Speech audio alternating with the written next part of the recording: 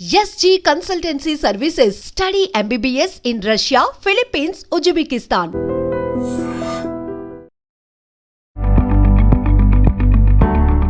నమస్తే అండి, నేను లక్ష్మీ తేజస్వి న్యూట్రిషనిస్ట్. సో ఇప్పుడు ఉన్న కాలంలో చాలా చాలా చిన్న వయసు వాళ్ళు కూడా నొప్పులు అని అంటున్నారు. అది కాళ్ళ నొప్పులైనా, లేకపోతే మోకాలైనా, లేకపోతే బ్యాక్ పెయిన్, నడుము నొప్పి అని ఇట్లాంటివి చిన్నవాళ్ళు పెద్దవాళ్ళు అందరూ కంప్లైంట్ చేస్తున్నారు.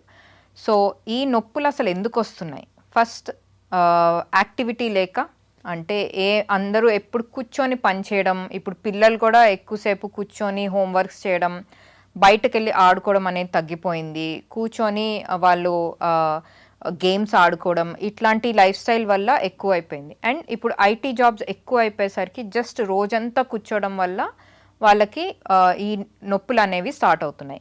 అవి కాళ్ళ నొప్పులైనా, లేకపోతే నీ పెయిన్స్ అయినా, బ్యాక్ పెయిన్స్ అయినా. బ్యాక్ పెయిన్స్ ఇంకా ఎక్కువగా అయిపోయినాయి. సో ఇది ఏంటంటే బలం అనేది తక్కువ అయిపోతుంది. ఫస్ట్ అంటే మనకి కండబలం, మజిల్ అనేది స్ట్రెంగ్త్ తగ్గిపోతుంది. సో దానివల్ల కూడా పెయిన్స్ అనేవి వస్తున్నాయి.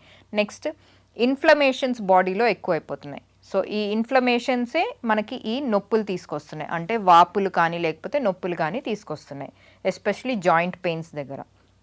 సో ఇవి మనం రాకుండా చూసుకోవాలి. లేకపోతే వీటిల్లో వచ్చినప్పుడు ఎలాంటి ఆహారం తీసుకోవాలి అంటే యాంటీ ఇన్ఫ్లమేటరీ ఫుడ్స్ తీసుకోవాలి. ఫస్ట్ యాంటీ ఇన్ఫ్లమేటరీ ఫుడ్స్ అంటే ఎక్కువగా యాంటీ ఆక్సిడెంట్స్ ఉండే ఫుడ్స్ కూడా యాంటీ ఇన్ఫ్లమేటరీ ఫుడ్స్ లాగా పనిచేస్తాయి.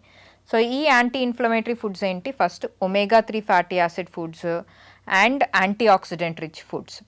సో అన్ని వెజిటబుల్స్ లైక్ కాలీఫ్లవర్ కానీ, లేకపోతే capsicum, green capsicum, red capsicum, yellow, ఇప్పుడు అన్ని వెరైటీస్ ఇవి ఏదైనా చిన్న బండి మీద కూడా దొరుకుతున్నాయి. సో ఈ ఫుడ్స్ ఎక్కువ తీసుకోవడం.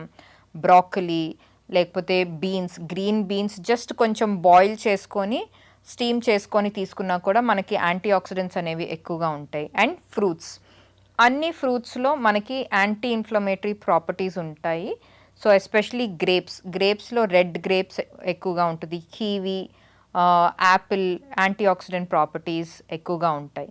సో ఇవి ఎక్కువగా ఎవ్రీడే అట్లీస్ట్ 1 or 2 ఫ్రూట్స్ తీసుకుంటే చిన్నవాళ్ళైనా పెద్దవాళ్ళైనా వాళ్ళకి ఈ ఇన్ఫ్లమేషన్స్ అనేవి తగ్గుతాయి, ఈ పెయిన్స్ అనేవి తగ్గుతాయి. Next omega-3 fatty acid foods. ఈ omega-3 ఏంటంటే గుడ్ ఫ్యాట్స్ అనమాట. మనకి ఫ్యాట్స్లో, కొవ్వులో గుడ్ ఉంటుంది, బ్యాడ్ ఉంటుంది. సో బ్యాడ్ ఫ్యాట్స్ మనకు అందరికీ తెలిసినవే.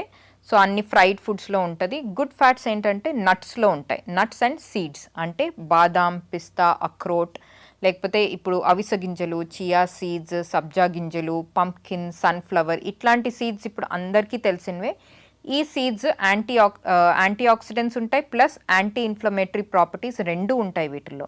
సో ఈ సీడ్స్ అనేవి ఎక్కువగా తీసుకుంటూ, నట్స్ ఎక్కువగా తీసుకుంటే మంచిది. ఎక్కువ అంటే మరీ ఎక్కువ వద్దు.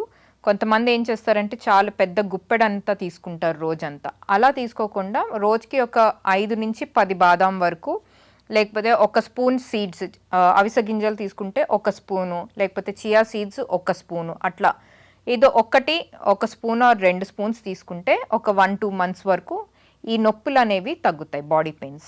నెక్స్ట్ కాల్షియం రిచ్ ఫుడ్స్ అనేవి ఎక్కువగా తీసుకోవాలి.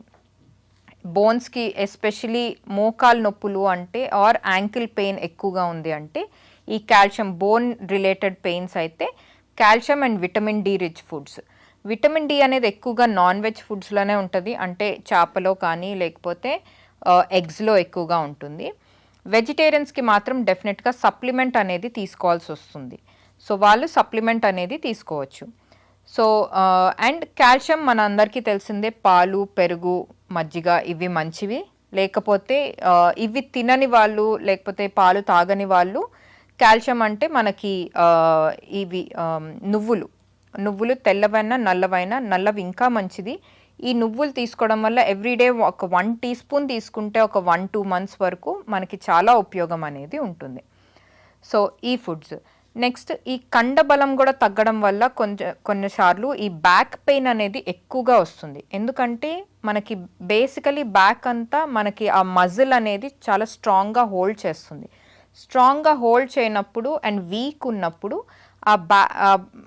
వెన్నుపూస అనేది కొంచెం వంగిపోయి నొప్పి అనేది ఎక్కువగా వస్తుంది. సో ఈ మజిల్ కూడా మనం స్ట్రాంగ్గా ఉంచుకుంటే ఈ బ్యాక్ పెయిన్స్ అనేవి మెల్లగా తగ్గుతాయి. సో ఈ మజిల్ స్ట్రాంగ్గా ఉంచుకోవాలి అంటే డెఫినెట్లీ ప్రోటీన్ రిచ్ ఫుడ్స్ అనేది తీసుకోవాలి. ప్రోటీన్ మనకు అందరికీ తెలిసిందే, అన్ని నాన్ వెజ్ ఫుడ్స్, ఎగ్లో హై ప్రోటీన్ ఉంటుంది. నాన్ వెజ్ తినని వాళ్ళు పప్పు, ఎవ్రీ డే పప్పు అనేది తీసుకోవచ్చు.